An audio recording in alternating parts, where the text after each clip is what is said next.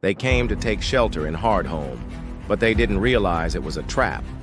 Jon Snow would later come to understand that some secrets are best left buried in the frozen wastelands of the far north. Some battles are better fought and won from afar, and some victories only serve to lead one straight into an even greater defeat. Tonight we uncover the darkest secret of Hardhome. What? You haven't heard of this Wildling fortress? Prepare yourself. There's much for us all to learn. This is the history of Hardhome. Hardhome is an abandoned fort of the Night's Watch situated on the east coast of the continent of Westeros, not too far north of the Wall. It was once used as a supply depot, though these days it consists of little more than crumbling ruins. The fortress has long been considered cursed by those who served in the Night's Watch, since any who stay there overnight are said to die before morning. Even during summer, the fortress sees temperatures so low it freezes men to death in their sleep. But despite its reputation, Hardhome proved a tempting target for the Wildlings during the early stages of the winter that eventually became known as the Long Night. See, after the fall of the barrier, thousands of Wildlings poured through the gaps in the wall and made their way south. Many of them were forced to flee from the armies of the Night King, but the Wildlings soon discovered that their pursuers weren't the only threat they had to worry about. The Night's Watch saw the influx of Wildlings as a violation of their sacred oath to protect the realm from wild magic and wild men. To defend against this new threat, Alliser Thorne, commander of the Night's Watch, sent a force of 80 men to set up a defensive perimeter around Hardhome. They were led by the legendary Lord Commander Jorah Mormont and his close friend Qhorin Halfhand, a ranger who knew the lands beyond the wall like the back of his hand.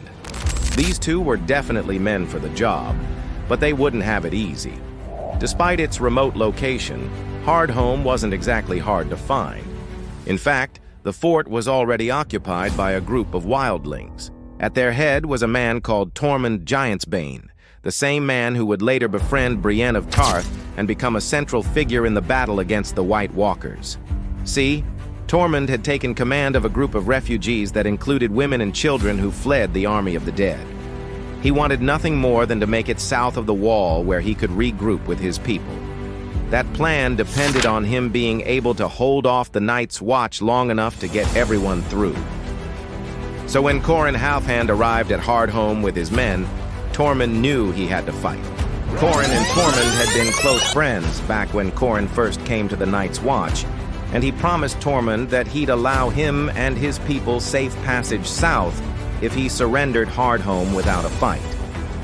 But Tormund refused. He couldn't risk trusting Qhorin or the Night's Watch. In his mind, his only hope of survival was to fight his way through them. As such, when Qhorin approached the gate to Hardhome and demanded the fort's surrender, Tormund simply laughed in his face. This meant war. After surrounding the fort, Qhorin signaled for his men to attack. The fighting was fierce, but ultimately pointless. Tormund had stationed most of his warriors on the top of the walls, making it nearly impossible for the Night's Watch to scale the fortress. Even worse, the Rangers' arrows weren't doing much damage to the Wildlings. After all, they were used to fighting in just this sort of environment. Soon, the men of the Night's Watch began suffering heavy losses and they were forced to retreat. But Qhorin wasn't with them. He was still out there somewhere, fighting bravely, but no one was willing to go out and look for him. After all, no one had ever survived an overnight stay at Hardhome, and none of them wanted to be the first to try. But it turned out that they didn't have to wait around to find out if the curse of Hardhome was real. Later that night, while they were tending to their wounded, the rest of the men of the Night's Watch found Qhorin's body outside the gate to Hardhome. It appeared that he'd tried to sneak into the fort under cover of darkness, presumably to try to talk Tormund into surrendering again. But somehow he'd been spotted and killed. Then, as if that wasn't bad enough, something terrible happened next. One of the wounded men with them, a young recruit named Adam, suddenly began convulsing violently. Then his eyes rolled back in his head and he froze solid, right in front of them. Everyone watched in horror as frost spread across his skin and icicles formed on his lips. Before long, Adam looked as though he'd been carved from ice. Just like that, the curse of Hardhome claimed its second victim. The others wasted no time in leaving. They retreated to Castle Black and told the tale of what had happened at Hardhome. No one wanted to go back there. But unfortunately, this story doesn't end here.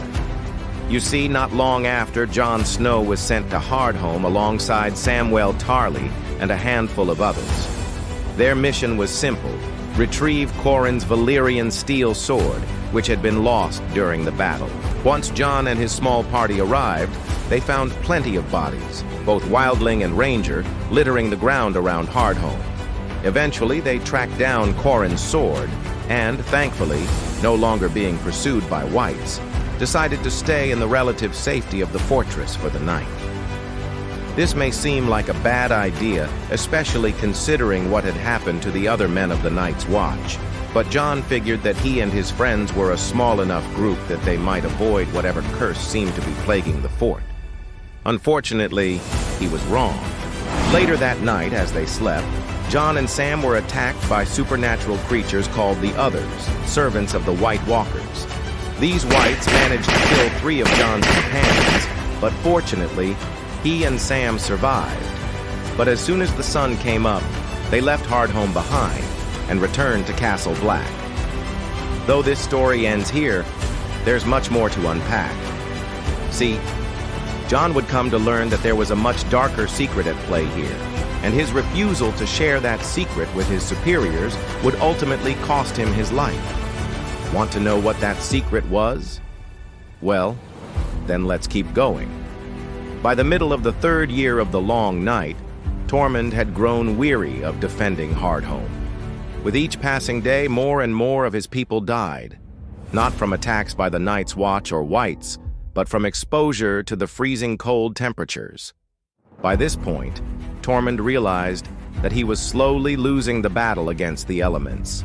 Tormund's only hope now was to surrender to the Night's Watch and hopefully negotiate safe passage to Castle Black for himself and his people. The problem was, the Night's Watch didn't want anything to do with the Wildlings. Ever since the fall of the barrier, relations between them had grown increasingly hostile. But Qhorin Halfhand's death had made things even worse. For a while, it seemed as though peace would never be reached. That was until Jon Snow arrived at Hardhome. Jon had been sent there to rescue Tormund and the remaining Wildlings. Since the death of Qhorin, tensions between the two sides had become too great, and violence was imminent. Jon knew this, but he also knew that he couldn't very well start a war with the Wildlings while working for the Night's Watch. So he did the only thing he could. He resigned from the Night's Watch and threw in his lot with Tormund and the other Wildlings. Together, Jon and Tormund led a charge against Hardhome, killing and capturing dozens of Night's Watchmen along the way. Eventually, they reached the fortress's armory, where they picked up a number of the Night's Watchmen as weapons and armor. Then they headed to the top of Hardhome's walls to await the coming battle. As Jon would later recount, there were hundreds of Wildlings ready to fight for the Night's Watch, maybe even more. They were outnumbered, but now wearing the armor of their enemies, Jon and his fellow Wildlings were ready to give the Night's Watchmen hell.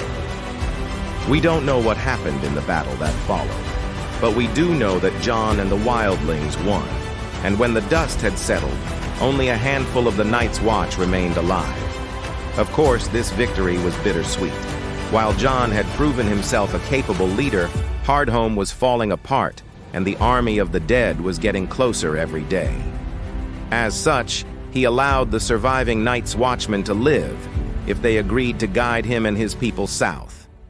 Fortunately, they accepted these terms, and together, they rode south toward Castle Black. That's all for today, and until next time, remember, Hardhome may be gone, but the curse of Hardhome lives on. If you enjoyed this video, please leave a thumbs up and subscribe 3Histories channel. Also, be sure to follow us on social media to stay up to date on all things Winter is Coming. Thanks for watching.